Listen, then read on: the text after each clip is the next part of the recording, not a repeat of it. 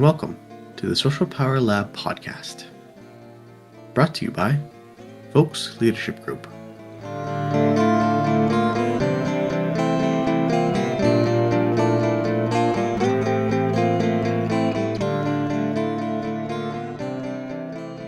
Well, welcome back, everyone, for episode 3 of the Social Power Lab. My name's Adrian Deschamps, partner with Vokes Leadership Group, and I have here with me Dr. Amir Talai. Say hello.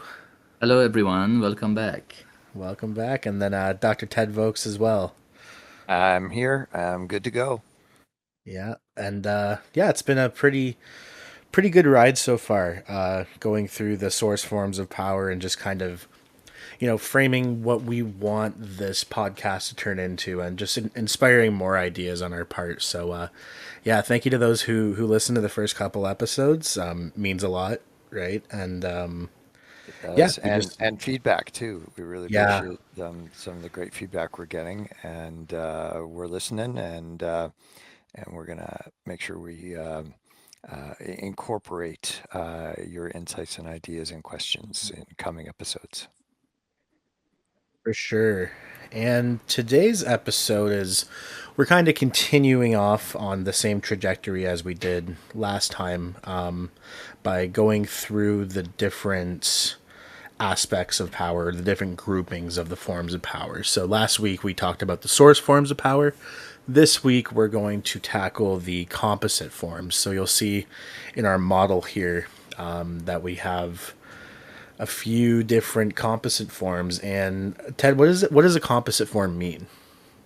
Yeah, well, we can't understand that without reference to what we talked about last time, which were the core, the base forms of the source forms of power, is what we call them, and they're the building blocks.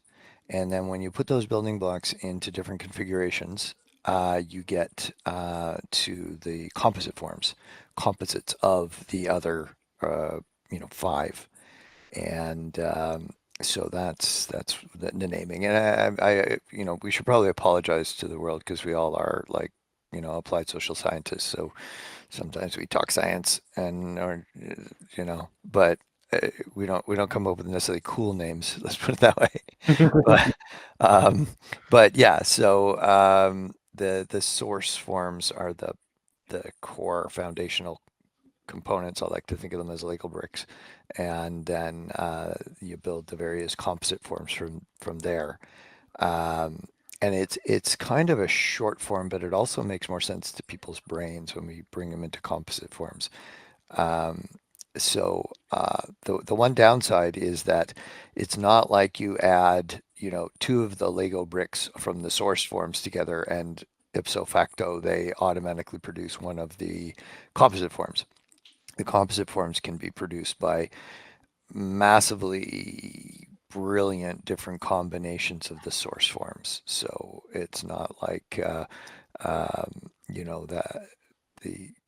the idea of I'm drawing a blank here. Let me go back to looking at the source form. So it's not like we can slam legitimate and expert power together and it ipso facto produces one of the other composite forms. Right.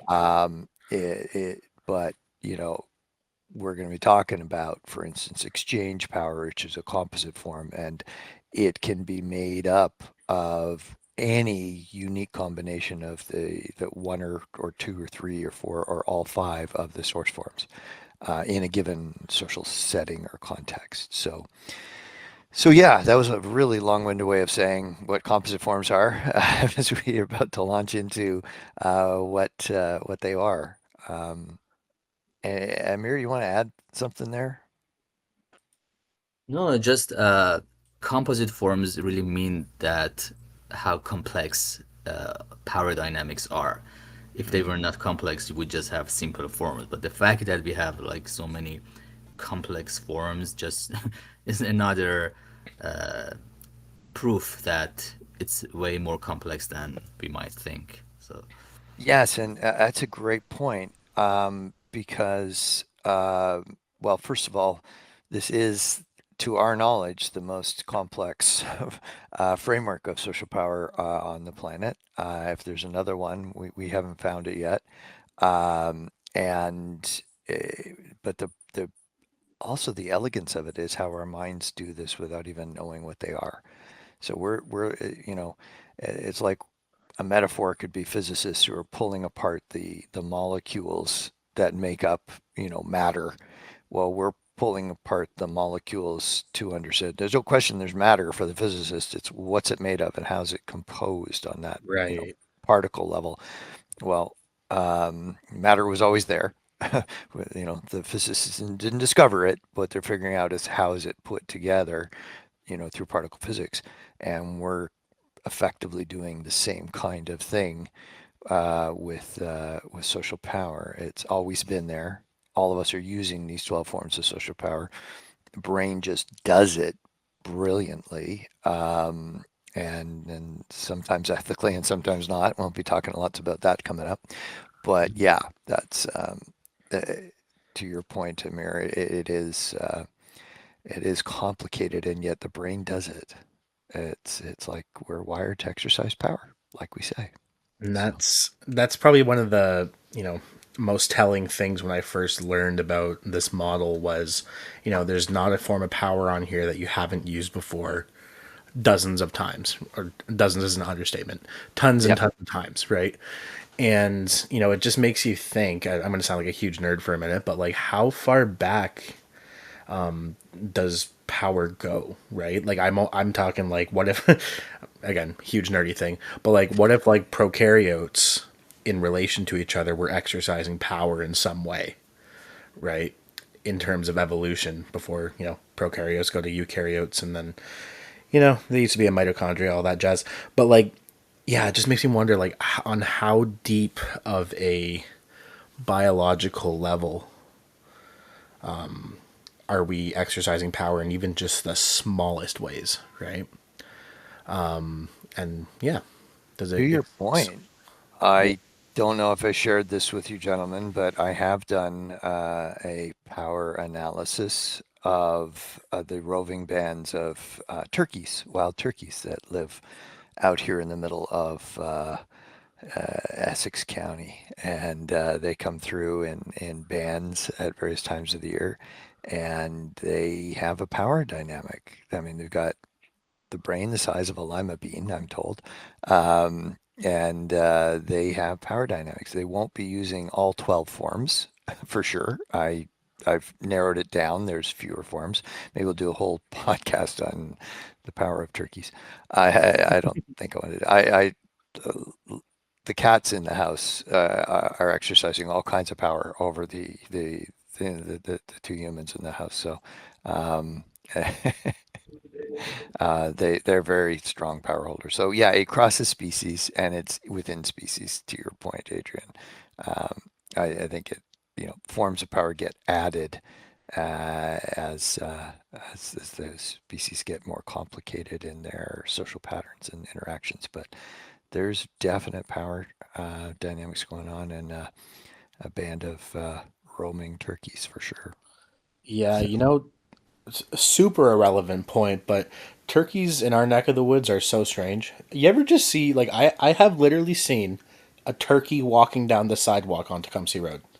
oh yeah, I'm not yeah, making it up. Like it was yeah, walking down the sidewalk like it was a person. yeah. And then I think there was like a Facebook group about the Walkerville turkeys. There's like a trio of them that like walk around Walkerville together. Yeah, it's amazing, right? And it's kind of cool how you see that these power dynamics can be so innate, right? And so instinctual. And I think that that's what we're going to dive into more is even through combinations of, the different base forms or source forms, there's still that fluidity accompanied by instinct, which is a really cool aspect. Yes. Yeah. Well, I think we will talk about for sure uh, the example of a child being born and the power in the room. I'll foreshadow that one. I won't dive into it right now. But in a lot of the training, we talk about that, how we are hardwired for power. So Yeah, I yeah, know. When I was born, it was pretty crazy in that room. You remember it well, do you? I Yeah. remember it very well. You everything. Yeah. Yeah. I appeared. I was talking about making a podcast, and it was just there was a lot going on. My mom Came still talks about it to this day. came out with a full set of teeth. Full set of teeth, Yeah. Yeah. guitar in hand. Great hair. Yeah. That's Yeah, Amir. Before I say anything more ridiculous, any thoughts before we dive into the competition? No, I was thinking maybe like even microbes have like power amongst themselves. For sure, they have power over us, or like COVID-19 had so much power over human beings, coercive power probably. But it's yeah. very interesting that we can see power really between any two entities that we can identify. So it's Yeah, just that are in interaction, exactly. Yeah. Mm. So this is the thing. Amir and I were doing some training and talking, of course, about power and seeing, a room full of really, really intelligent people um, wrapping their heads around this idea of power and going, "Oh gosh, uh, wow." But so foreign to us, right? To be able to um, codify power attempts, and that's something I want to keep bringing forward is the idea that just because one attempts to exercise some combination of power, forms of power, it doesn't mean it'll be successful. So we engage in lots of power attempts that will fail. And maybe we'll recalibrate and say, well, that one didn't work. Maybe we'll try another one. But sometimes we give up on producing that intended effect. Okay, there's nothing I can do to have that intended effect occur. Um, you know, uh, hey, we're going out on Friday night, let's go to, a particular movie, but nobody wants to go. Well, I try to persuade them. I use reality shaping power. I try to show them all the benefits of going to that particular film, trying to get them to go. Maybe I pout because not enough people want to go to the film that I want to go to, and now I'm pulling on referent power because well they don't want to disappoint their buddy and he seems down. So all right, maybe we'll go. But maybe that group of people are like, no, we just don't want to see that film. And then you go, well, I want to be around them more. I want to use inclusion power here. I want to continue to be included with them. They don't want to see the film, so I'll give up on that power attempt to get them to. My intended effect was see that film, but their intended effect is not to, and so my referent power didn't. My guilt trip, which is a form of power. Okay, let's face it, guilt trips are a play to referent power. Oh yeah, Right? And a guilt trip only works if somebody actually, who you're trying to guilt, cares about you. Because they don't care about you, well, I don't feel guilty that, yeah. I'm disappointing you because, right? So and we like these almost trivial kinds of examples because then you can really understand. Power isn't only about intense negotiations between corporations, or legal battles, which is all about power, that, hit the newspaper and all the rest of it. It's people going out on a Friday night and trying to negotiate where they're going to go, what they're going to do, what time. And most of that won't be a power struggle. Um, amongst friends. But sometimes those things do happen too. Well, um, we always seem to go to the movie that Ted wants us to go to, and I'm starting to resent that. So just I want to draw back on his power to shape what we do every week. And that becomes a power contest at that point between members of the group. And it doesn't mean that the group is going to break apart. Um, it just means that power is in play, and it can be hard to know where it's going to go in any given moment. Somebody may stand up to Ted and say, you know, we always go to the film you want to go to. I think we really need to, poll the rest of the group to see what they want to do. And so that actually trying to limit some of my reality shaping power in the group. It's a declaration, and it's trying to reshape reality around, hey, we should be more egalitarian, or we should maybe, vote on it, or something like that, or just maybe take turns. It would be, and that's changing the culture of the group, right? Oh well, yeah, if we're going to a movie, we're always going to go to the movie Ted wants to go to. Well, we want to change that culture. Well, let's say if we're going to go to a movie, we all get to say or take a turn in picking the film. That could be one way it goes, or it could be, everybody says what film they want to go to, and then we take a vote. That's changing the culture of the group, and it's all through power. So yeah, we trivial examples still are rich with power. You don't have to be looking at what was it, the G20 that just wrapped up. So enough of a preamble from me. I was piggybacking on what Amir was saying. That reminds me of your one story that I'm sure will come about. I always loved when you teach your boring leadership story. Oh, It's always a good yeah, one. yeah, we do It that outlines it perfectly, right? Because it's just a situation everyone can picture because because they've been in it. it's every day. Yeah, yeah. Yeah. This is why we called the first episode, power in everyday life, because that's where it is. You go to a movie, you want to see some exaggeration or some big events, if it's an action adventure or something like that, of power and power and play and struggle, and it's exciting. But most power is exercised in very mundane, very routine kinds of things. The way that the three of us showed up at the right time in the right place to talk to each other and produce this podcast was through power, and there was no struggle. It was more like, what are your commitments, Adrian? What are your commitments, Amir? What are mine? Okay, what's the time? We didn't fight. We don't need to. But sometimes that does happen with groups, not particularly ours, but Hmm. um, Yeah, I mean, you guys are super respectful of when I have extreme tap dancing practice, so you know, well, pretty easy to work with. you suffer for your art, Adrian, and we need to respect that. Yep, So, it's yeah. part of the package. Um, Okay. yeah, so I mean, But when we we digress. talk about these composite forms, which one should we start with to dive into? Well, we've got the why don't we go in order because we've got the diagram up there for people to anchor, right?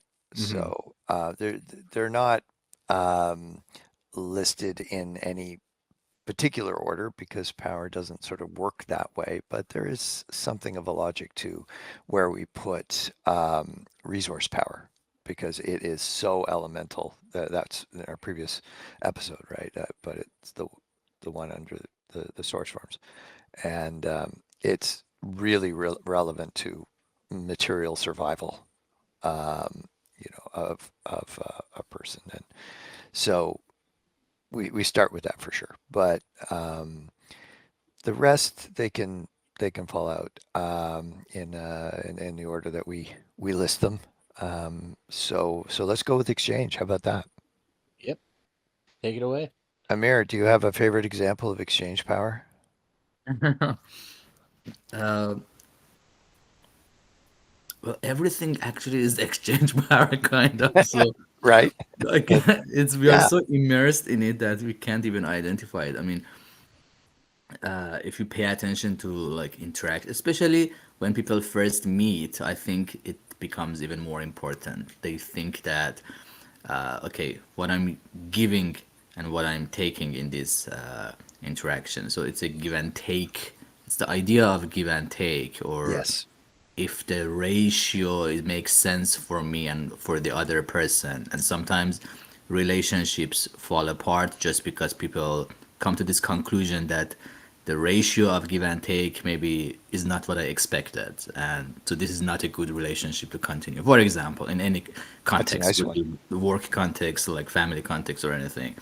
So it's, I think, and it's good we are starting with exchange power. I think it's something that people really can relate to and really, yeah. So yeah, Think of it this way: the last time you wanted to buy a pair of jeans or a pair of shoes, you were willfully going into an exchange power relationship, because unless you're going to go in and steal them, you were expecting to pay whatever the price is for. I haven't bought a pair of jeans in a while, so let's just say it's $100 for a pair of jeans.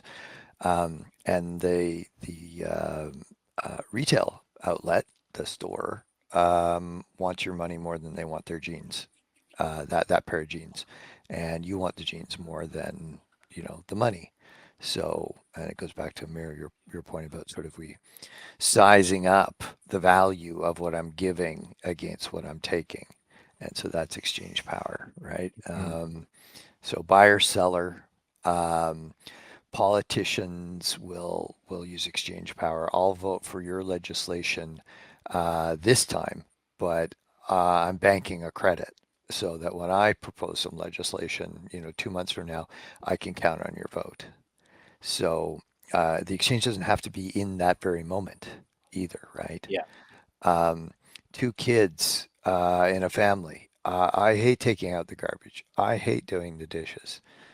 Well, okay, I'll do the dishes if you take out the garbage. Okay, deal, right? That's exchange power. Um, it can be in the negative too.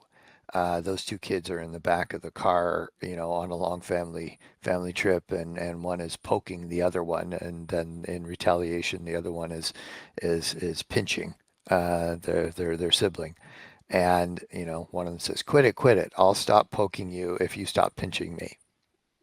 And that's exchange power. Um, so it can be exchanging something I want less for something I want more, jeans and cash. And it can be a right up to international treaties. If your country, well, NATO is based on this, Article 5, right, which is if any NATO country is attacked, they will guarantee that the other NATO countries will come to that country's aid. And so that's the exchange, and you're hopefully you never need it, right? But it's a treaty in place for the event that something does happen. Um, and Going back in history, when it was the Soviet Union and the United States that were the two single largest nuclear powers, they weren't the only ones, but the single largest. They had a doctrine of mutually assured destruction, meaning that we're not going to push the button to launch a nuclear strike on the Soviets because we know that they will have enough time to push the button back, and then both, well, the planet will be annihilated. And that's what kept anybody from pushing the button first, because it was a death sentence effectively. So that's exchange power too. It's not by um, a willful collaborative agreement. Later on, they had arms treaties that went into place. We won't produce more nuclear weapons than X, or we won't test more nuclear weapons than X number if you agree not to as well. That would be more back to the treaty. But the psychology of mutually assured destruction was we know that they can wipe us out if we try to wipe them out.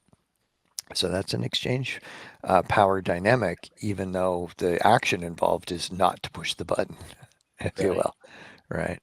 Um, and so it's about uh, you said it best, Amir. The whole idea of what am I giving in this context, and what am I taking from it?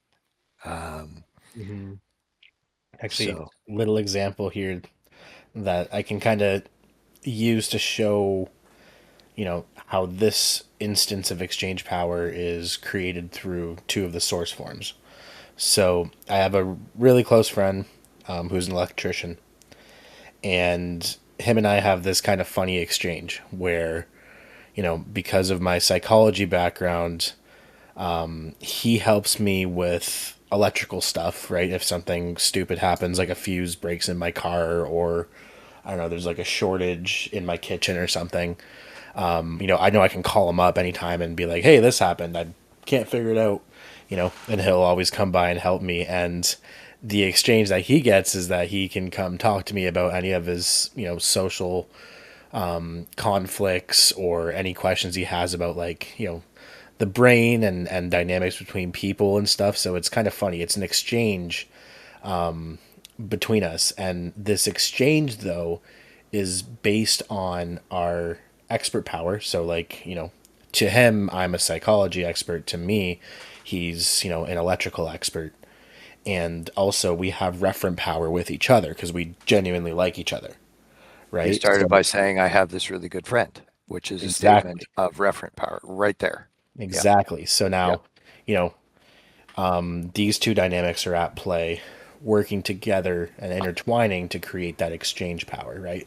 But like Ted said, it's not like 2 + 2 = 4 scenarios, right? It's there's a lot of fluidity, right? Yeah. The Yeah. Because jeans example, I don't rainbows remember are the harder. person who sold them to me, nor did I need to know them other than for the period of me handing, over my, tapping the credit card. Yeah, And that person, whoever they were, has no recollection of me. So it can be absolutely impersonal, but you add in referent power and, because you probably couldn't call somebody listed in the phone book as an electrician and say, hey, if you'll come and fix my, car, the fuse in my car, I'll help you with your psychological problems, right? They'd be like, who are you anyway? Right? But when you add in, we don't barter for services that way, right. and so uh, yeah, but you add in referent power, and it's like, oh, Adrian called, of course I'm going, um, right? Yeah. So. And I mean, if Amir were to go buy a pair of jeans, I feel like, he'd land the modeling contract right away. Well, it's one of the occupational hazards that he has to I face. know. Let's face That's, it. Yeah. that's why we, Yeah. we, we can't let him out of the building too much. Whoops. Um, Yeah. Yeah. what about operationalizing network power? Yeah. Yeah. It's in a way, it's sort of the most natural for any social species. I was going to say for humans, but now I'm thinking back to the turkeys, who are a social species, um, with fairly big talons, by the way. They seem to be fearless and big. I'm digressing back into the turkey story. I'll stop it.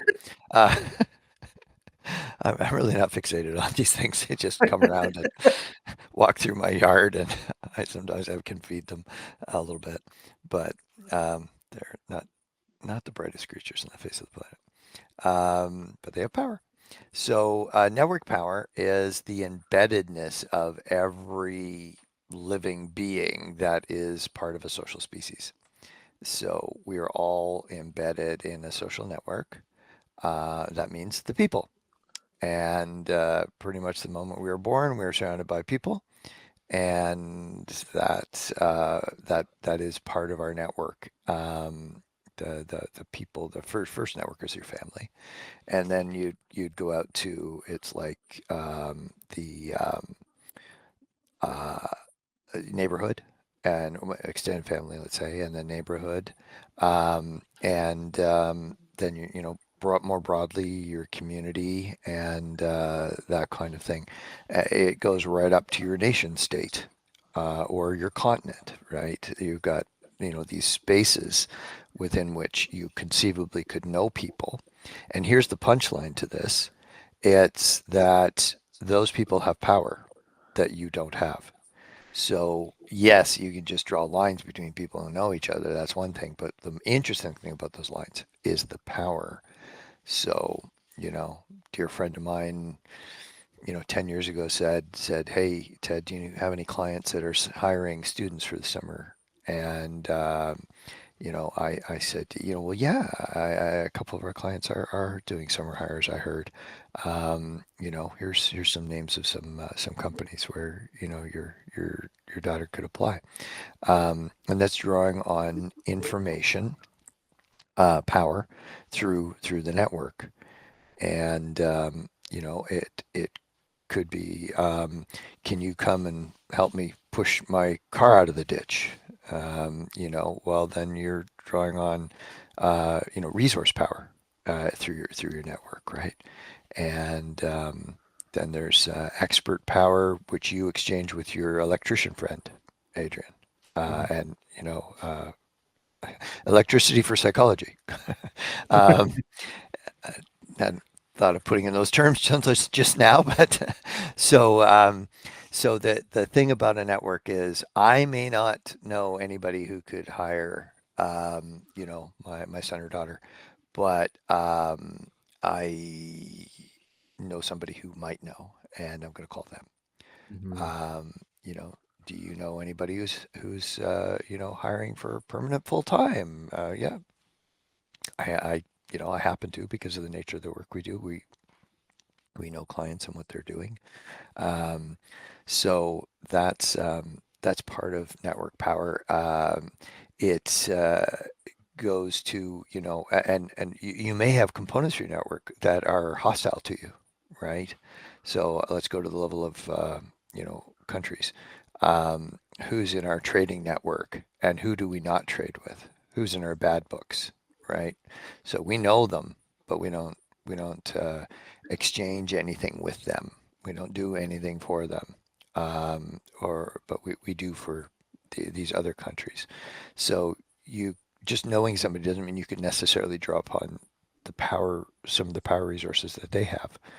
Um, it's not necessarily going to always be the case. Or you could over ask. People learn to manage their networks carefully. Um, I learned a long time ago not to make a referral to another type of expert unless I was really sure about the expertise of that expert. So if somebody said, Ted, do you know any good accountants, business accountants? If I don't really know them, I could say I know names of, but I don't know them. I would be careful about that, but I wouldn't want to act like I'm endorsing them. Um, because I don't know. So I will make a referral to another professional on the basis of who I know to be, good at whatever their profession is. And we make lots of referrals to clinical psychologists and clinical social workers because we don't do that kind of work, but that will come up in our coaching and our training situations. And we have there's huge number of really fine clinicians. In our community, we're really fortunate about that. And but there's people in that field that I really know well, and there's people that I know of, and then there's people I don't know of. And so we make referrals to people we're confident in. It's not an indictment of the people we don't know. It's just these. I have confidence here, right? I have trust Mm. in their competence, or I have faith in their competence. I know them to have that. So, because what could come back and happen is, well, you referred me to that accountant, and like they they were so sloppy. I took it to another accountant, and I would have saved $3,000 more on my taxes or something. Thanks a lot, Ted. So when we're trying to tap into our network, we have to protect it in a sense. And also people can overextend their, we can't do favors forever, and we Right. have to conserve some of our resources too. So somebody who is overusing somebody or some group of people in their network will find that the willingness of those other people to engage in exchange will be short-lived. Going back to Amir's point, we're not getting enough out of this, or not getting enough back for what we're putting into it. So it's a very uh, natural part of the brain to assess exchange value, which is not objective, right? It isn't. I mean, um, a can of water is not very valuable except to somebody who is dying of thirst, and then it's the most valuable thing on the face of the planet. So, um, yeah, what else we need to infuse into network power here, I gentlemen? I'm mean, going to draw on my network. I had this. ridiculous example come to mind from, oh God, when was it? In the last decade. But all right, boys, you ready for this? There was a Strapped in. situation. There was a situation I had before where I locked my car keys and my spare car keys in the car together. I'm seeing how this is going to be a bad day. It was a very bad day. So how that happened, it was so stupid. I went and I got, some work done on my car and I gave the mechanic the spare. And then when I picked up the car, it was running great and everything, and he said, "Yeah, your spare keys in the glove box." I'm like, "Okay, thanks." And I didn't take it out of the glove box. And then I accidentally locked my keys in my car, and then I'm like, "Oh my god, the spare is in the glove box." Anyway, case in point is I now have a guy. I now have network power with a guy who can professionally, when hired to do so, break into my car for me. It is probably one of the weirdest services that he had this whole like mechanism that can like go into the slit of the window and unlock the car. It was pretty amazing. Slim Jim. Honestly. They And call them Slim Jims. Yeah. Slim Jims, yeah. And yeah, it was just really funny. And I just remember like, we had the power, like exchange power was present as well because I had to pay him whatever he cost. Yep. But then after that, I introduced another form of power. I was like, wait a minute, do you have a card? Can I get your phone number? Can I have your information so that if this happens to me or somebody I know, that we can get you back? Because I mean, he was just a great guy in general, right? Like he was great at his work. And nice person and everything. But it was interesting because the power exchange could have just been over at the service for compensation, right? Exchange. Yeah. But then I continued it because I wanted him to be part of my network. So now I actually, in my phone, I have like, I call them like, I have a guy for this, or I have a person for this, right? I have a guy that can, open my car door when I lock my keys in my car. I also have, a guy that can, I don't know, like cook this certain food, right? Or whatever. So Fix yeah, your your guitar. the network power that you can have with people is it's really interesting. And I mean, even our audience, right? Like you guys listening, you have network power with us, right? You have network power over us in ways, right? Because we're hoping that if you listen to this podcast, that it'll be shared throughout whatever platform you're on, right? So that's a network being built as well, right? So yeah. Amir, you opened this one. I know a guy. So, yeah. So when people say I know a guy, they are essentially talking about their network power. They are. Yeah. Yeah, honestly. And I think network power is basically our social bank account. And we do need that for survival. I mean, this is very unique about network power. Not that other forms are not important, but we are not able to do everything ourselves. We are not competent enough as human beings to be able to do everything. We do need other people to help us. And even if you interview like successful people in different fields, they say it's not what you know, it's about who you know. So that's all about network power. And another interesting thing about network power is that when you gain some network power, it starts to grow exponentially. It's not like for example, for your expert power, you need to work to increase it, and it takes time, it takes energy. But once you have network power, your network has their own network power, and that power becomes yours as well somehow indirectly. So it's very interesting that increasing network power is kind of more easier than increasing your other forms of power because it just grows. It's like different branches of a tree. And of course, in order to keep your network, we do need that exchange power because, as Adrian like mentioned, if we don't give them back something, we will lose them. And so again, goes back to my point why exchange power is probably one of the most important forms of power. And some people may see exchange power as something negative because it has a transactional meaning to it, and people may not like that. But again, that is life, and that's how life works. And like, even now, for those of you who are interested in religious studies, in all religions, they say that if you're a good person, God will reward you. If not, you will be punished, or something like that.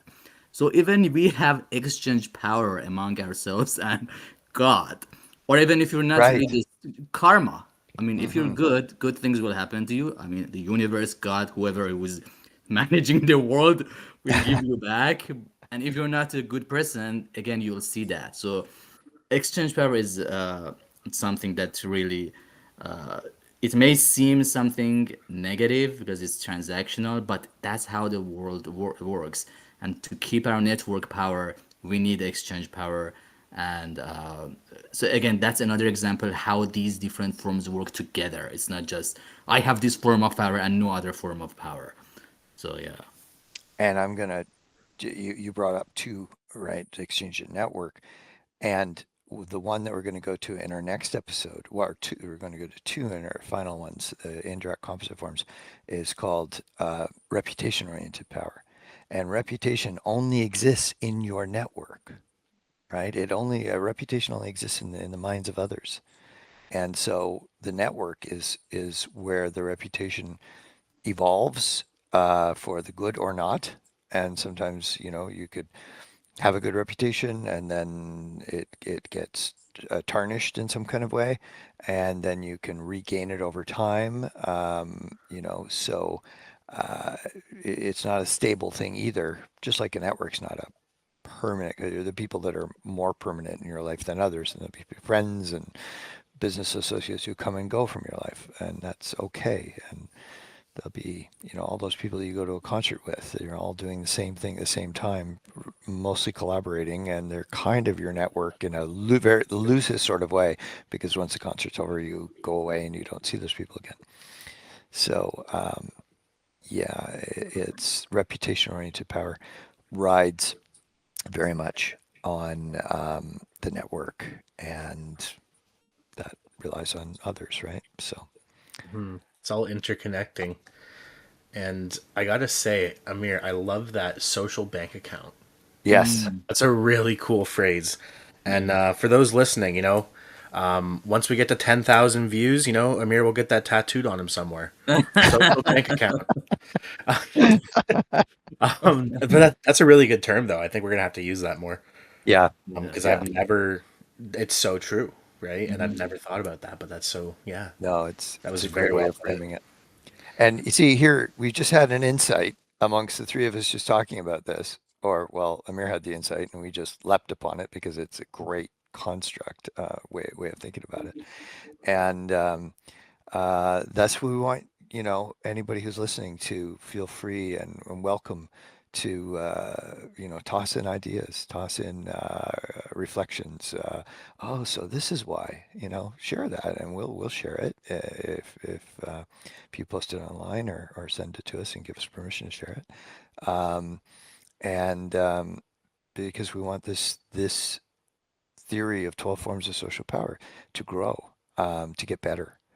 And so there you go. We just found a better way of expressing exchange power. I had not thought of that until Amir, you just brought up. Yeah. So yeah, if you want to see Amir with a tattoo, keep Yeah, keep keep watching. keep referring us through your network. Yeah. Yeah. So what is the tattoo? Oh, it's gonna be social bank account. I was thinking like across Just your that? chest or Okay, something. that's fine. Maybe in a heart or something. Yeah. Um, Maybe with a brain logo oh next to yeah, no, that'd be even better. Yeah, the LG brain. logo. Yeah, well, just the VLG logo right there. Right. Tangerine brain. Yeah. Yeah. Um, yeah, so our next one here, Oh boy. Amir, do you want to operationalize inclusion exclusion power for us? Oh, operational. Let's come. Yeah, sorry, big word. Big. Do you want to define it for us? uh, no, just like the simplest way to define it is when uh, you say, "Oh, you're not invited to our party," or "We are going to invite this person but not that person," or you take offense because your friend did not, I don't know, include you, or invite you to whatever event. So when again it goes back and it is related to our need for relatedness, which is one of our three core psychological needs. And when we expect to be connected to a group or belong to a group, and they do something against that, they don't invite us, they don't let us be a part of them, that's a huge basically hit to our need for relatedness. So it directly harms one of our core psychological needs when we lose our inclusion power and when we are excluded. So, and again, because relatedness is one of the ingredients of our self-esteem, it also indirectly affects our level of self-esteem as well. And also, this is, I think, one of those forms of power. I mean, all forms are like that, that we really don't pay attention to it. And its importance may not be that evident. Only once we lose that, it Yes. is felt and we sense that, wow, I was part of this group. It actually felt very good, and now I'm not feeling the same feeling. So And that's what I remember being a kid, and I was traded on one of my hockey teams. So I made tier 1, which was like the highest, in house league hockey. I never played, any special hockey, but in house league hockey, I got to tier 1, and I was always in tier 2, right? I was always below, and so I finally made it. My cousin made it. My best friend made it. I'm like, this is great. And then we were the Three Musketeers on this hockey team, and then I got traded back down to tier 2, and it Oh, was devastating. I mean, I yeah. was also 8 years old, but like it was, it was What tragic. are they trading 8-year-olds for, right? Man, Like at that honestly, level, that's I yeah, mean, it was, yeah, I was for an also like 8-year-old. way too aware of, um, the the views of competence from the coaches and stuff. I was kind Yeah. of psychoanalyzing them at 8 years old. Um, but yeah, it was I just remember, like, to Amir's point, like when you lose that, right, the exclusion is like, oh my god, like it's devastating. And then inclusion power. Like, I think what's really cool is, well, when Ted hired me into the practice, right? Like, that was, I still remember, it was so funny because you were so indirect with it. You were like, yeah, I'd like you to come do more of this stuff with us, and we'll talk about doing more together. And I'm like, oh, what does that mean? Right? But that was you, putting out the offer for inclusion power. It was like, I want you to be part of my practice, Yeah. right? Of course, I was a peachy university student, so I wasn't putting two and two together in the moment. But best thing that ever happened to me. And inclusion power, yeah, it can come in so many forms, right? Even music, right? There's like, if you go to a heavy metal show Yeah. and you're not, this actually happened when I went and saw Metallica in 2013. Was Okay. I was main floor, and my uncle brought me, and it was absolutely crazy concert for any music fans out there. It was the Death Magnetic tour, and there was one guy in the crowd, I guess, that like wasn't headbanging to the music, and the singer of Metallica, James Hetfield, literally pointed him out to everybody. And he's Wow. like, "This Oh my guy's this guy's here, and he's not headbanging. What is going on right now?" Like, he was being playful, right? Like, he wasn't Right. he wasn't being rude or nothing. And then the guy eventually came to and started headbanging, and then, like, everybody clapped for him after, and it was just really funny though, right? And So he was perceived to be excluding himself, and yeah, then when he chose to include, people welcomed that, yeah, right? Right? Like that's you conform. You're not conforming right now. If you conform, you're going to be welcomed, right? You're going to be applauded. You're going to try to set off your reward center of your brain for for conforming. And we're going to talk about that form of power next time as well. Not today. That's in the indirect composite forms. But And you know what? Actually, interesting point there is, yeah, like there's situations where you don't want to be included in a group, right? And you want to exclude yourself, oh and yeah, that's an important thing as well, right? You know, I'm trying to think of a off the top of my well, head a group that we don't want to be associated with, but like, I had that bus excursion, yeah, that's a right? great story. So I was going on 3 days leave of from the military, and I was uh, posted in Cold Lake for that summer, and I got 3 whole days off. We got 3 days every 6 weeks if we needed them or not. And so I was in civilian clothes. I got on the Greyhound. I go to Calgary, and it's a long trip. And it was a pretty empty bus. There's a bunch of guys, probably about my age, and they all look very much, we're all white guys for sure. And they were hanging out at the back. It was a long party for them. I was in the middle, and there was a group of people who were not of my skin color at the front. There was mostly women and children, and up there with the bus driver. And as the bus trip wore on, the guys were getting louder and louder back there, and that's fine. I'm all right with that. But you could start to smell the alcohol, so they'd broken out, a fair bit of alcohol. And then the racial slurs started coming flying from the back of the bus up to the front of the bus. And I'm right in between the two groups. Bus is empty, by the way, other than the people I'm talking about. So the racial slurs get, more and more intense, and they're laughing and carrying on, and they're moving up. They're getting bolder with the intoxicating effects of alcohol. Um, and eventually they're pretty close to me. And I'm just sitting there as far away, looking out the window as I can, but very concerned about it. I'd already locked eyes with the bus driver. He had this visor mirror, and I could look into it, and he was looking at me, and we were like thumbs up kind of thing. Okay, like we're aware of what's going on here. And so, but they, now they visibly have cans of beer, and one of them taps me quite aggressively on my shoulder, and thrusts this open beer my way. And I said, "Thanks, no." Okay, so what's just happened there? Oh, is this like a question to the? Any guesses? Oh, I you're mean, waiting for me to finish. oh, I thought you were asking us, but Go ahead. Hello? Hello. I think we've lost Adrian. That's the problem. Because usually he would have chimed right in. Yeah.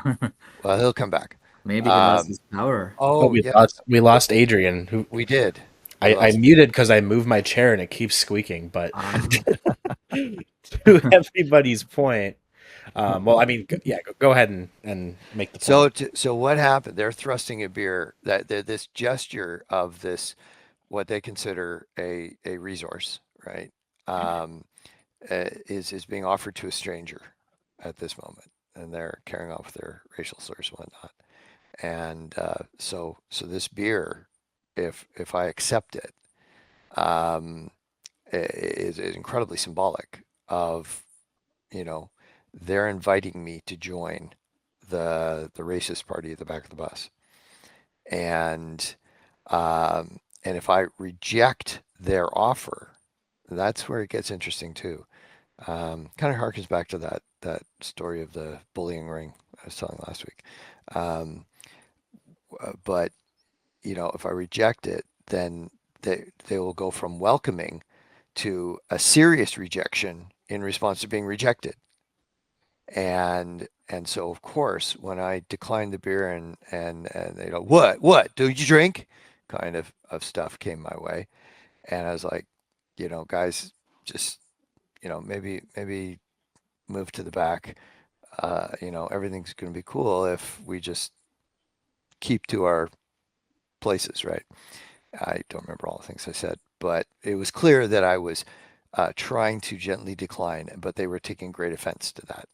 Because, well, look, I've got white skin, right? So, and I'm, about their age. I should be joining the team, and I want to have nothing to do with it. So I'm being invited to be included. I am excluding myself, and with no desire to be included in this group.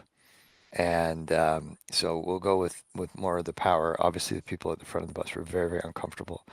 Um, and I had already sort of established some eye contact with one of the mothers up there, and she knew that I was kind of, what was it? What am I going to do? There's 9 of them back there, and so they're getting rowdier and rowdier. But and cajoling me more to join, and I'm not now.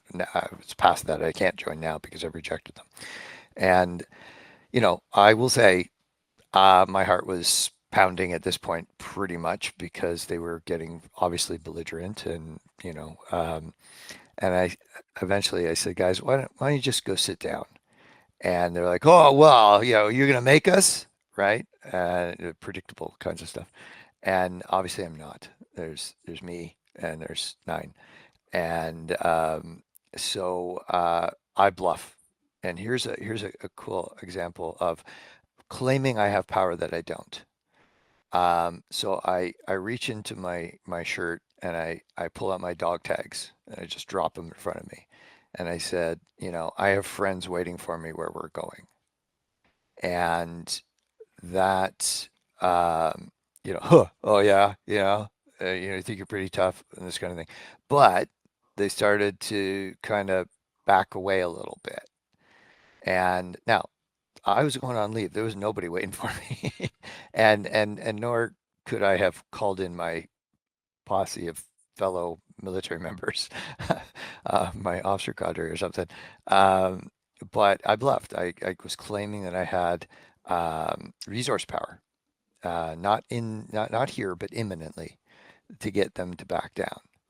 And they did, slowly and with lots of other slurs. And, you know, I think it took one of them to say, come on, guys, have another beer kind of thing. And they went back. And I had no idea whether my bluff was going to work or not. And apparently it did. And then we got to a rest station, and along the way, wherever we get out and stretch, and those highway restaurant things. I think this was Smoky Lake, and it just happened to be 4 RCMP cars waiting for us when we got there. So the bus driver has information. Oh, he has a radio. He radios his situation, information power, to people with legitimate power, police, and makes this complaint, shapes reality. So reality shaping power is one of the ones that we're about to come to. It's in this cluster, okay? Um, and they act with their legitimate power to meet us at the wasn't bus station, but the rest stop. And they were all, escorted out of the bus. And when we got back on, that was the end of it. It was just 9 less people on the trip to Calgary. So a whole bunch of power happening there, but inclusion, exclusion, big deal, and lots of feelings about it. Like Amir, you were saying, because to be excluded from a group is hurtful if we want to be part of it. I guess I was cast out of the racist group, so I wasn't grieving that. Like, yeah, I'm pretty okay with that. Yeah, I'm get to that. But don't we feel great when we're accepted into a group we've aspired to be? Mhm. Whether that be sitting with the cool kids in the cafeteria, being invited there, or being a, inducted into the Baseball Hall of Fame, or inducted into this prestigious science academy, that sort of thing. Yeah. Oh, you get accepted to college or university. Wow, I am now part of this, right? My first year was at McMaster, and I was like, wow, I'm like a Mac student now. I'm included. I haven't even met these people. They haven't met me, but on the basis of my marks, they're going to let me try. So And then there could be conditions with this one because well, you can't just get accepted to be a student at a particular college or university and then not do anything. You're gonna earn your keep. Hmm. You gotta get the grades. You gotta pay your tuition. So there's a cost to being included in some cases. Um, and when you do your 4 years or whatever the term is, they put you out on the other end, and you're now a former one of them, but you have a piece of paper to prove it. So you've got legitimate power through your university degree, and probably some extra power and information power from that whole experience. You'll met some people there who will be part of your network for the rest of your life, perhaps. So that's how inclusion and exclusion power kind of just sit right in there. Yeah. And I mean, one of my favorite examples, really quick, before we move on to the next form, is and I'm just gonna say this because I'm a Maple Leaf fan, but Toronto Maple Leaf fans are hilarious to me, Yeah, we are. right? It's like the inclusion power. If the Maple Leafs are winning, and there's studies on this in social psychology, you'll have Maple Leafs fan go like, "Yeah, we won," or like, "We're making it to the playoffs," right? Kind of thing. But then, you have last year's scenario where like, they're in the lead against Florida and then Florida just like starts creaming them, right? Like 3 games in a row. Then you have all of a sudden like, oh, they lost. They got kicked out, right? So it goes Uh-huh. from us, right, with the inclusion when, the When we're Maple Leafs, winning. and then it was like, oh, they lost. They got kicked out of the playoffs. And then, you have all the dads burn their Maple Leaf jerseys and go and buy another one the next year, and they're just so funny. I think actually that game was hilarious to me because there was a guy in the crowd who was wearing a Maple Leafs jersey, and then when they lost, he took it off and he had a Florida jersey underneath. I laughed so hard. Wow, that's quick inclusion power. Yeah, it was so funny. He was just as typical Canadian guy in his 50s. Just There you go. anyway, I digress. Yeah, It's all going in, about power. it's all about power. Yeah, exactly. And our superordinate subordinate power. Who wants to take that one? I want to hear from Amir. Well, my favorite one is actually subordinate power. So, and It's so counterintuitive until you see it, and then it's just, whoa, how yeah, did I not see it? Right? yeah, I Right. think it's probably the most creative form of power we've been able to Yeah. develop. Yeah. Yeah. So I can illustrate this just by an example. Now, next time that you go to the doctor when you're sick, try bragging to the doctor about all your medical knowledge. Tell her what you think your disease is. Tell her what she should prescribe for you. Show her you know almost as much as she does. And you think she will like you, right? Because wow, what a knowledgeable person right here. Well, wrong, because she will probably hate you because they want you to acknowledge and respect their superiority in that specific context. Yeah. That is a kind of relationship where they expect you to be their subordinate. And that Yeah. is the kind of power you need to have in that specific kind of relationship.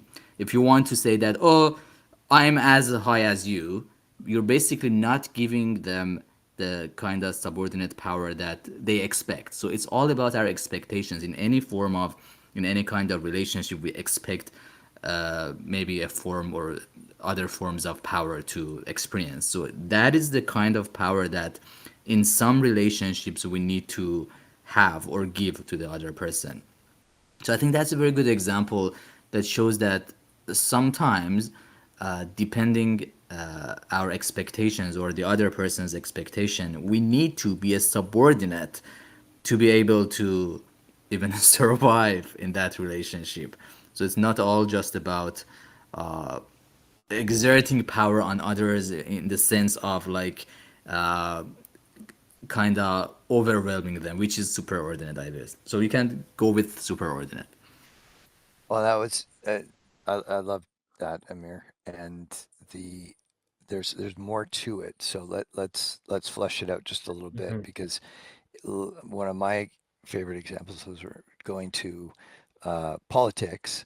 Um, Now, I was not in the room for any of these. This is my understanding. So go with the spirit of the story more than anybody who's a historian would say that's not exactly how it happened. So here's my dumbed down telling of it. Barack Obama and Hillary Clinton are vying for the top job for the Democratic Party, and it's they're in the running. Delegates are voting for, you know, the two of them, and eventually it becomes clear that Hillary's got lots of support, but not as much as Barack does, and but Barack doesn't have enough to take it over the top yet because there's some other contenders in the pool, and so what uh, Hillary does is, it's probably a go visit them in their headquarters and say, look, Barack, I could um, encourage all of my delegates to follow you, right? Um, so she's at that point, she's not just surrendering because she's still got something in the game here, right? She's going to use some exchange power, even from a subordinate position. So I'll subordinate myself to you, so I won't be the presidential candidate. Um, but if you're successful, here are my terms. And of course, she ends up, when he is successful at becoming president, becoming Secretary of State. So again, I apologize to anybody where the facts are wrong, but the power is right. Okay, it illustrates the subordinate nature with, through the network doing an exchange. So I'm not going to be president, but Secretary of State I've heard is like third highest or close to that in the administration. Um, I could be wrong about that one too. Um, yeah, there's a high end, international kind of scope, but it's still happening between two people. It's just that the implications are very broad. Yeah. So anybody want to add a little bit more on subordinate power? Yeah, I actually had a interesting subordinate power dynamic yesterday. I was recording my album, as you guys know I'm doing, Yep. and I was singing all these different parts, right? And I was like, and my sound engineer, you know, he was essentially directing me to do all these things, right? Try and find this octave, try and sing this harmony on this part, right? Stuff I didn't plan. And what happened was, I saw his expertise and his vision in that moment, and I was kind of like, you know what? I'm gonna I'm gonna ride your wave with you. So I Mm-hmm. subordinated and said like, yeah, you know what? Like I'm gonna take this direction with you, and I'm gonna give you the power to, make this vocal part happen, right, in the production sense. And I know it's going to be fantastic now because he had this vision, right? So essentially, I let him take the lead, right? Even though I was like the songwriter or whatever. Yep. And I think that's what subordinate power is that's so great. And, one of the things that I truly believe in is that to be a good leader, you have to know how to follow, right? Mm-hmm. And that's exactly it, right? Is subordinate power is when you know when to follow somebody else's lead, or when to empower somebody ahead of you, right? For your mutual benefit. And I think that's wonderful. And yeah, Well, there's a lot. let me give you the counter, not so wonderful applications Yeah, of power here, actually, right? yeah. Right. Which would be, you subordinate yourself to save your life, Ooh. right? That's basically, a slave situation. Yeah, well, if I fight back, I will die. So I will subordinate myself to, and it could be various degrees of that. Well, I sell my soul to the company, but it's for my family. There's all kinds of reasons to subordinate oneself when you mix it with the other forms of power. Hmm. So, Yeah, that's true. And that goes back to our original point of, power. Power itself is neutral, but then, yeah. depending And on the motivation behind it. it can be, it can be good or evil or anything in between. Yeah, best and worst of humanity for sure. And as you said, Mm. everything between. Well, we should get to superordinate Yeah. because reality shaping power is going to take us a while to shape the reality of.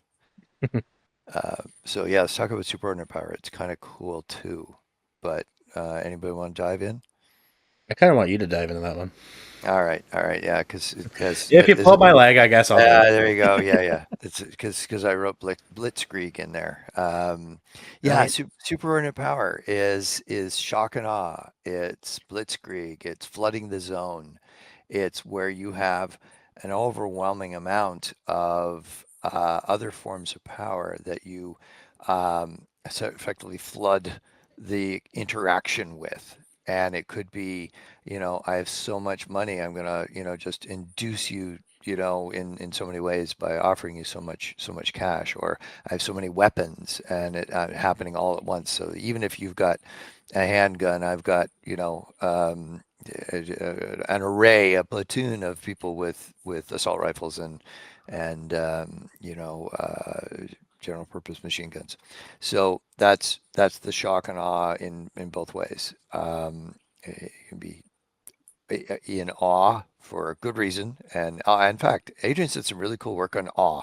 One day we'll bring that forward. Oh Okay, yeah, marked it. Yeah, we haven't talked uh, about it in a while. Yeah. awe can be, a very positive experience, a transcendent experience, but it can also be a terrifying, foreboding experience.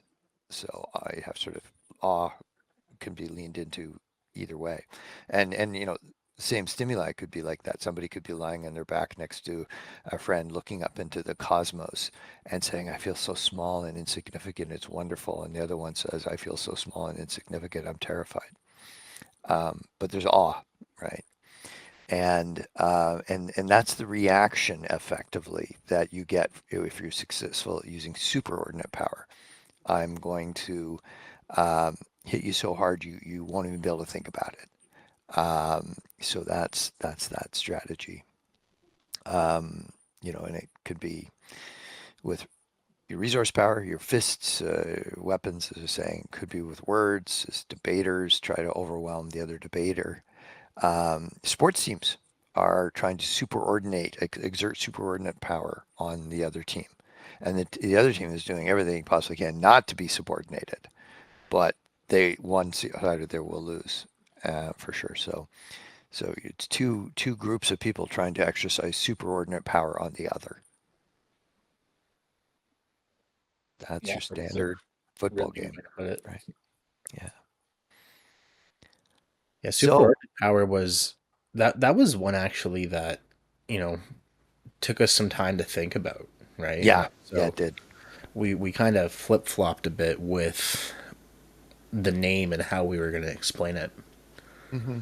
Yeah, these have always been works in progress, Yeah. for sure. The next one is the one that I'm least happy about having named because we have Really? problems being. Yeah, Oh, that actually my I favorite. hate. Well, but it's one of my favorite forms of power too. If and we do have favorites, by the way. That goes back to ego syntonic and ego dystonic that we talked about in the Hmm. last episode, and we'll be talking more about that too. We do have power styles and preferences for and in different situations. It's complicated, but it's understandable. We do have the frameworks. Um, so yes, I guess that's our segue into reality shaping power, right? Yeah, absolutely. Okay. Well, did we finish off with superordinate power? Did anybody have some real cutting edge examples there? No? No, I mean you pretty much nailed it. Well, army to army. There you go Army on to the army. international scale. Right? It's two kids fighting in the schoolyard trying to use superordinate power on each other, make the other subordinate, and then just go up the chain of nation states using their militaries. Yes, there, cap that one off. Damn. All right, so we are into the domain of reality shaping power. Yes, Mhm. And it's the best described. It's like, oh, what's this reality shaping power about? About shaping reality. Okay, so I wish there was a more elegant phrasing of it, but I'm also somebody who likes to say the word deleterious. Oh God. So, you know, oh God, yeah. If anybody visits our website, look at the last line in our bios. You don't have to read any of the rest of the bios, just read the last line because it's a thing about us that is absolutely true and that we tease each other about. So there's a little Easter egg in there on our website. Um, and I just revealed part of mine. So Yeah. I But get teased incessantly just because I say he's by me, contraband, especially. just I because I don't even say hide it. commitments or Um, deleterious. Yes. Okay. so Reality shipping. reality shaping power. What the thing about this one was, after I learned all the forms of power and everything, this is the one that made me kind of. It made social power kind of blow up in my mind, right? Because this was the one that like I understood all of them, but this one just for some reason really set the tone for me of like, holy hell, like this is big. You know what I mean? Like Yeah. it just had this, I don't know what it was. It just had this effect on me, and it just made me like see so many experiences differently, right? Well, it's because you're a science hippie. The That's why. science. Yeah. Of course you're gonna get all tingly. Oh man, we're getting giggly because we're 75 minutes into this. This is hilarious. Oh, are we? Oh, we Yeah, gotta. We should wrap up. this is our longest episode so far. Oh dear. Yeah, but Amir, explain reality shaping power for us. Yeah, I think again, example of that would be people who are very influential, like motivational speakers, even sometimes I'd say cult leaders, or a simpler example would be like salespeople. When now it could be by using reasons, by emotional, I don't know, body language, or a combination of techniques to convince you that this is the reality. And usually, when people are uncertain about the situation, they look for the most confident person in the room, the one who is least uncertain. And that's how a person could gain reality shaping power. So it's not just about you having that form of power, it also depends on the people who are going to give you that form of power. If they are uncertain, if they are stressed, if they don't have any other alternative to make sense of the situation, and they find one person who apparently knows a little more than the rest, that person could have reality shaping power over the rest, and they could shape the reality of the group. And again, as you see here, there are different techniques to do that. Some people just naturally, the way they talk, the, I don't know, body language, the kind of reasoning, the whole package is essentially more convincing to the point that can change your reality or direct you in certain directions to think what the reality is exactly. So And I Brilliant. mean, like, it can go down even smaller scale, right? Like, your parents have reality shaping power over you. Your older sibling might have reality shaping power over you. The clerk at Walmart might have reality shaping power. It's really interesting, and one funny example that I think of is my mom, right? So when I make like hamburgers and cheeseburgers, what I do is I put a square slice of cheese on the hamburger and then I fold the corners in, right? So it sits a certain way. And every time someone sees me do that, they're like, "Why do you do that?" And I'm like, "Cuz that's the best way to do it." What do you mean, right? And it's because my mom did that, right? Every time she made us like hamburgers or something. And it's just like reality to me now, right? It's just like that. That's how you put cheese on a burger. Like that's the way it is, right? But then other people who didn't experience that reality shaping power from my mom look at that and they're like, huh, that's interesting, right? Like it has no effect on them. Right. You also look at when you compare. This one drives me nuts when you'll have people take medical advice from just like celebrities, right? Yeah. You'll hear about doctors in the ER room that have this like crazy procedure they have to do on somebody, because they, drank something or ate something that was very unhealthy. And then, when you ask them, why did you do this? They'll say, like, oh, well, this celebrity said it was healthy for you. Right. Mhm. And it amazes me sometimes how much celebrities have reality shaping power over the general public. Right. Well, it's the halo effect. That's a good opportunity to talk Yeah. about a core staple of social psychology, the halo effect. Amir, tell us the halo effect. Yeah, halo effect. So when you see someone with a like one characteristic that you really like and respect, that one characteristic essentially like creates a halo over that whole person, meaning that that person like as a whole becomes positive in your mind. And so for example, one person might be very intelligent, good looking, or for whatever reason you may like something in them, and you generalize that positivity to the whole person. And the opposite to that is also horn effect, meaning that if you don't like something in an individual, you generalize that negativity to the whole person, and you don't like anything about that person. So yeah, that's about halo and horn And effects. that's also an example of inclusion, at least psychologically, right? Hmm. Um, and so inclusion power comes in there. And you guys know my story of how we got a contract for the wrong reasons, if you will, and which I explained to the client who gave us the contract. This is not how you should have hired us. Um, I invited to have a discovery meeting with him in his office, and I walk in and he's very gracious, and I look at the corner of his desk and there's a model of an airplane, and I instantly recognize it, and I go, huh, Focke-Wulf 190, D for Dora, arguably the best piston engine of World War II, and he just lit up his face. You know what that is? Most people come in and say, "What's with the plane?" And I just quoted even the version of the aircraft. I recognized it, and and we had a discussion about the merits and demerits of various World War II aircraft. For the next 45, I was pushing an hour, and we had not talked one iota about what our practice does. And then he said, "Well, I'm satisfied, you know. So when can you start the training?" And so I thanked him and said, I'll be very, very happy that we're working with you. Later on, in that same meeting, I said, okay, I do want you to hire us for the right reasons. So, could I tell you more about us? And he was very gracious and he laughed. But because, well, you know, I knew about World War II aircraft.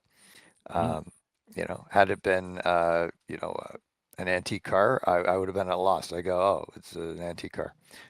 I don't know. So I'm using a little bit of expert power to blend with his to get inclusion power. And that's a halo effect. Well, because you have this sort of military thing going on, and I do.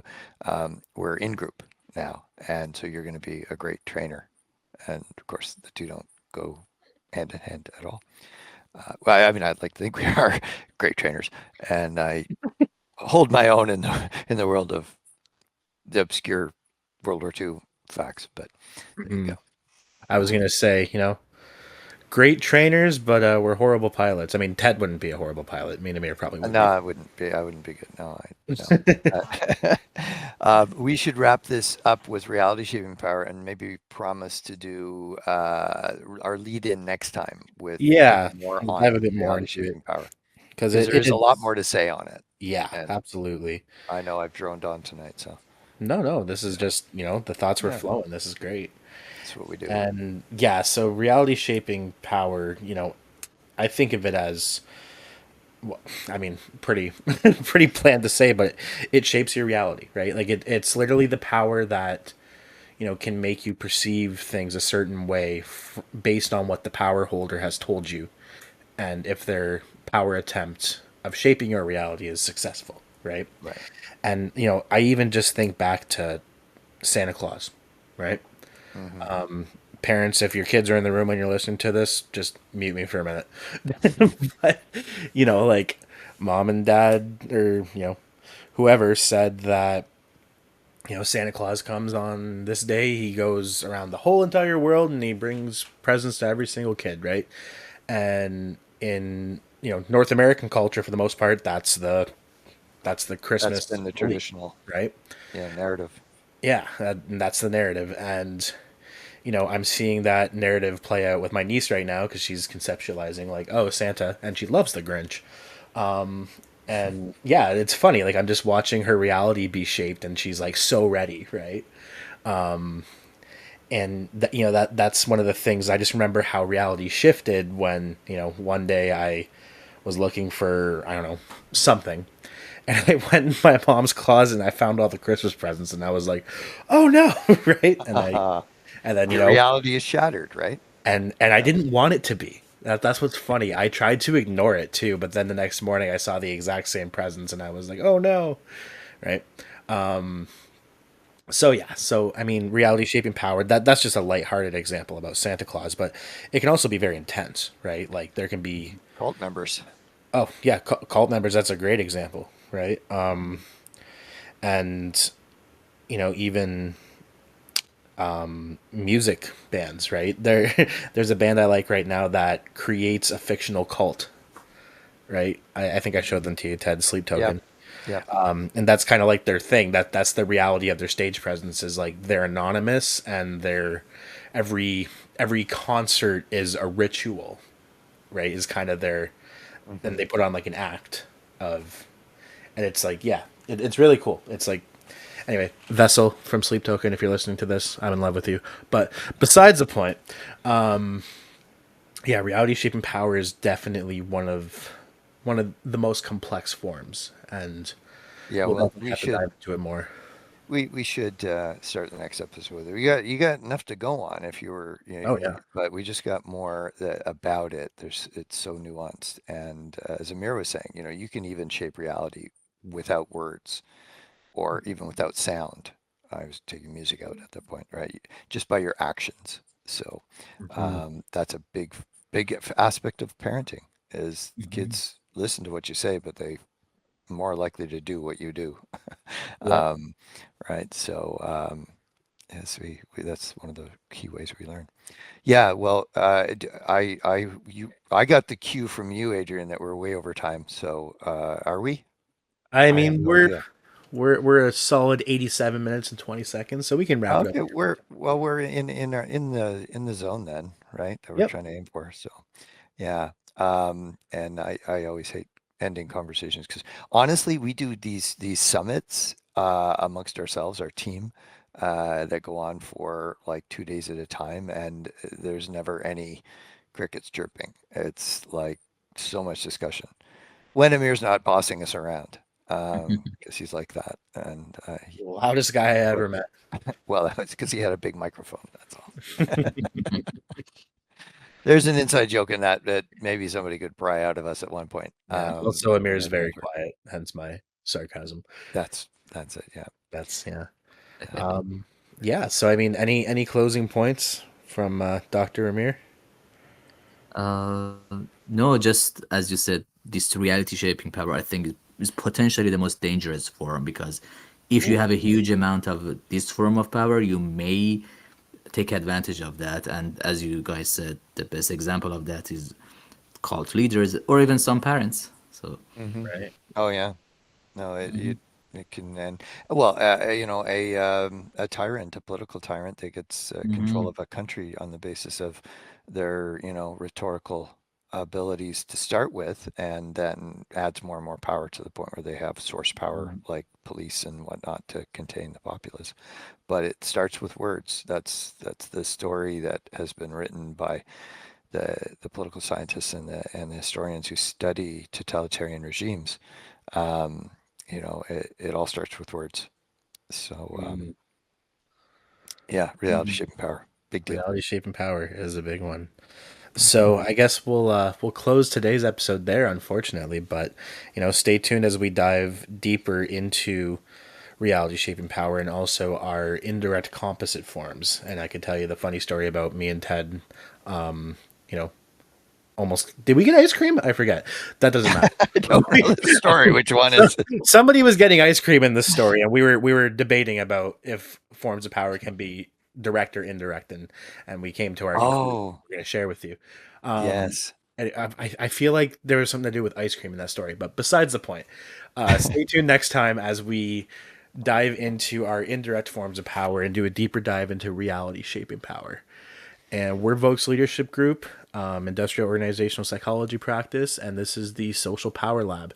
And thank you for joining us tonight on episode 3, and stay tuned for episode 4.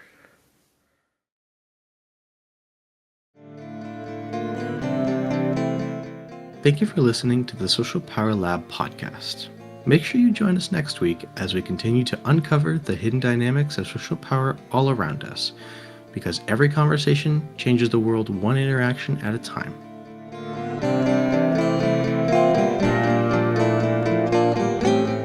You can listen to the Social Power Lab podcast on Spotify under Social Power Lab, on YouTube under Social Power Lab _VLG, and on LinkedIn under Vokes Leadership Group.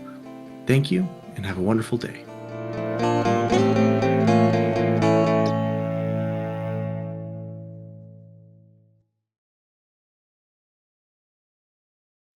This podcast was produced by Trenton Vokes.